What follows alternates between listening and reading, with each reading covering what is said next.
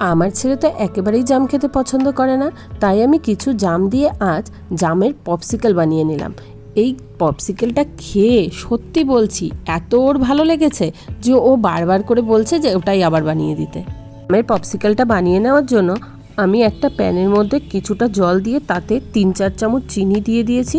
জল ফুটে উঠলে দিয়ে দিয়েছি জামটা দিয়ে বেশ খানিক্ষণ ফুটিয়ে রসটাকে ছাঁকনি দিয়ে ছেঁকে ঠান্ডা করে নিয়েছি।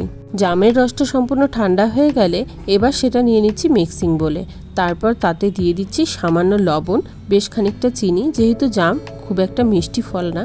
আর তারপর দিয়ে দিচ্ছি তাতে বেশ খানিকটা পুদিনা পাতা, সাথে দিয়ে দিচ্ছি একটু চাট মশলা, আর দিয়ে দিচ্ছি সবশেষে একটা আধখানা লেবুর রস। ব্যাস, এবার মিক্সিতে ভালো করে ব্লেন্ড করে নিচ্ছি। ব্লেন্ড করে নিয়ে আমি এখানে নিয়ে নিয়েছি কিছু যে চায়ের কাগজের কাপগুলো থাকে না, সেই কাপগুলো। তোমাদের কাছে পপসিকল স্ট্যান্ড থাকলে তোমরা সেটাতেও ঢেলে নিতে পারো। আমার কাছে এই মুহূর্তে নেই, তাই আমি এই কাপগুলো নিয়ে এর মধ্যে অর্ধেক কাপের কিছুটা বেশি করে রস কিন্তু ঢেলে দিচ্ছি। সবগুলো কাপে এইভাবেই ঢেলে নেওয়া হয়ে গেলে আমি কাপগুলোকে ঢেকে নেওয়ার জন্য ফয়েল পেপার ইউজ করছি। ফয়েল পেপার আমি 4 কোনা করে দেখো শেপ করে কেটে নিয়েছি। প্রত্যেকটা কাপের মধ্যে উপরে ফয়েল পেপার দিয়েছি। ফয়েল পেপারটা একটু ফাটিয়ে দিয়ে ওর ভিতরে দিয়ে দিয়েছি কাঠিগুলো। এবার সমস্ত কাপগুলিকে একটি ট্রের মধ্যে নিয়ে আমি ডিপ ফ্রিজে রেখে দিয়েছি ওভারনাইট, মানে কমপক্ষে তোমাকে 7 থেকে 8 ঘন্টা রেখে দিতে হবে।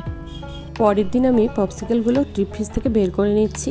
বের করে নিয়ে ফয়েল পেপার খুলে দিয়ে কাঁচি দিয়ে গ্লাসগুলোকে কেটে নিয়ে দেখো পপসিকলগুলো আমি সব বের করে নিচ্ছি।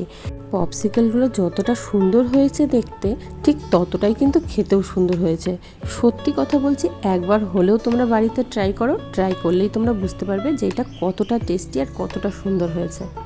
তোমরা বাড়িতে কে কে করলে আমায় জানিও কিন্তু।